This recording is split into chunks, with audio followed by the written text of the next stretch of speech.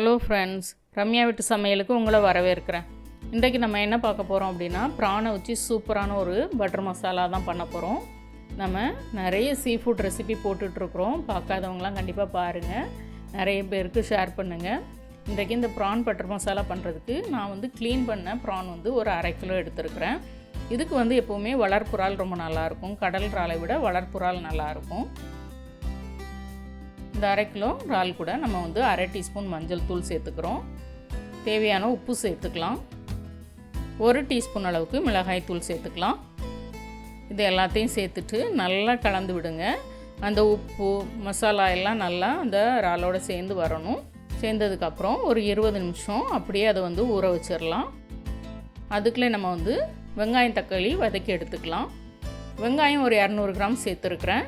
தக்காளியும் நான் ஒரு 200 கிராம் சேர்த்துருக்குறேன். ரெண்டையும் நம்ம சேர்த்துடலாம். தனித்தனியாக வதக்கணும்னு அவசியம் கிடையாது. ஏன்னா இதை நம்ம அரைச்சி தான் எடுக்க போகிறோம், பட்டர் மசாலாவுக்கு பண்ணுற மாதிரி. ரெண்டையும் நல்லா கலந்து விட்டுட்டு 5லேருந்து ஒரு 7 நிமிஷம் மூடி போட்டு லோ ஃப்ளேமில் விட்டுருங்க. அந்த தக்காளி வெங்காயம் நல்லா சாஃப்ட் ஆகணும், அவ்வளோதான். நல்ல ப்ரௌன் கலரில் வதங்கணும் அப்படின்லாம் அவசியம் கிடையாது. இங்கே பாருங்கள், இந்த அளவுக்கு வெங்காயமும் தக்காளியும் நல்லா சாஃப்டாக வதங்கி வந்தால் போதும். இதை எடுத்து ஆற வச்சுருங்க. ஆறினதுக்கப்புறம் கொஞ்சமாக தண்ணி சேர்த்து நல்ல பசையாக அரைச்சி எடுத்துக்கோங்க.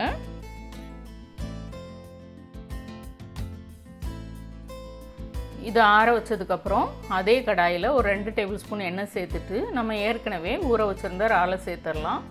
சேர்த்து இதை ரொம்ப பொரிய விடக்கூடாது. அதே நேரத்தில் இந்த இறால் நல்லா வெந்திருக்கணும். அந்தளவுக்கு நம்ம இதை வதங்க விட்டுடலாம். அதாவது இறாலில் நல்லா உங்களுக்கு தண்ணி விடும். நீங்கள் அடுப்பில் போட்டதுமே நல்லா தண்ணி விடும். அந்த தண்ணி விட்டு அதுக்கப்புறம் அந்த தண்ணியெல்லாம் நல்லா சுண்டி உள்ளே இழுத்துறணும். அதுக்கப்புறம் அந்த ப்ரானை நீங்கள் பொரிய விடக்கூடாது. இந்த பக்குவத்தில் கரெக்டாக இருக்கும்போது நீங்கள் எடுத்து வச்சிடணும். இப்படி எடுத்து வைக்கும்போது உங்களுக்கு இந்த ப்ரானில் நல்லா மசாலா பிடிச்சிருக்கும். ப்ரானும் உங்களுக்கு நல்ல சாஃப்டாக இருக்கும். இப்போ நான் இந்த ப்ரான் எல்லாமே எடுத்து நான் வச்சுக்கிறேன், தனியாக எடுத்து வச்சுக்கிறேன். இப்போ திரும்பவும் அதே கடாயில் தான் நம்ம 2 டேபிள் ஸ்பூன் எண்ணெய் சேர்த்துருக்குறோம். ஒரு 1/2 டீஸ்பூன் சோம்பு சேர்த்து சோம்பு பொரிய விடுங்க. 2 டேபிள் ஸ்பூன் அளவுக்கு மிளகாய் தூள் சேர்த்துருக்குறேன்.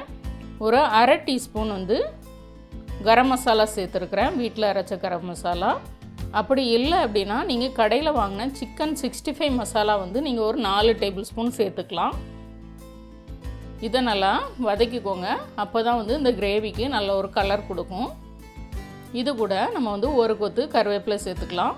அந்த கருவேப்பிலை நல்ல ஒரு மனம் கொடுக்கும். அதனால் ஃபஸ்ட்டே இந்த மிளகாய் தூள் வதக்கும் போதே சேர்த்துருங்க. 2 பச்சை மிளகாவை கீரி சேர்த்துருக்குறேன். இது கூட நம்ம இப்போ ஏற்கனவே வதக்கி அரைச்சி வச்சுருந்த வெங்காயம் தக்காளி அந்த பசையை சேர்த்துடலாம். எல்லாத்தையுமே சேர்த்துருங்க. சேர்த்ததுக்கப்புறம் நல்லா கலந்து விட்டு அந்த மசாலா கூட நல்லா வதக்குங்க. ஒரு 5 நிமிஷமாவது நீங்கள் நல்லா வதக்க வேண்டியது இருக்கும்.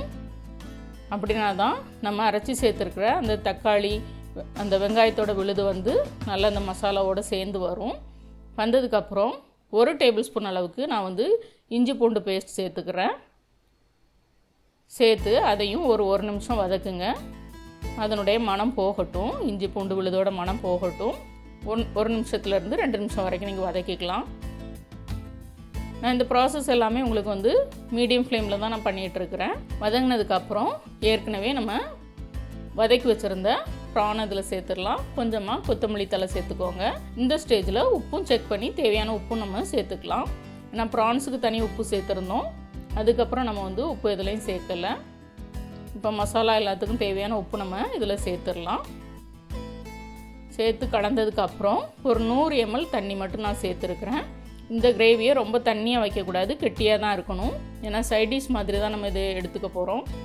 அதனால் ஒரு 100 ml மட்டும் தண்ணி சேர்த்துக்கோங்க. சேர்த்து கலந்து விடுங்க.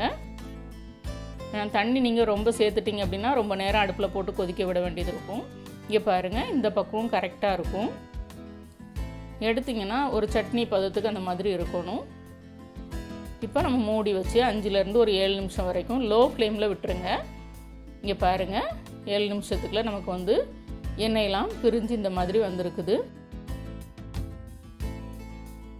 சூப்பராக நமக்கு ப்ரான் பட்டர் மசாலா ரெடி ஆகிட்டு, கடைசியாக இதில் கொஞ்சமாக கொத்தமல்லி தழையும் கருவேப்பிலையும் சேர்த்து 1 டீஸ்பூன் அளவுக்கு மிளகுத்தூள் சேர்த்துருக்குறேன். சேர்த்ததுக்கப்புறம் நல்லா கலந்து விட்டுருங்க. கலந்து விட்டுட்டு நம்ம பரிமாறிட வேண்டியதான். இது வந்து பிரியாணிக்கு, புலாவுக்கு, ஃபிஷ் பிரியாணிக்கு, ப்ரான் பிரியாணிக்கு எல்லாத்துக்குமே நல்லாயிருக்கும்.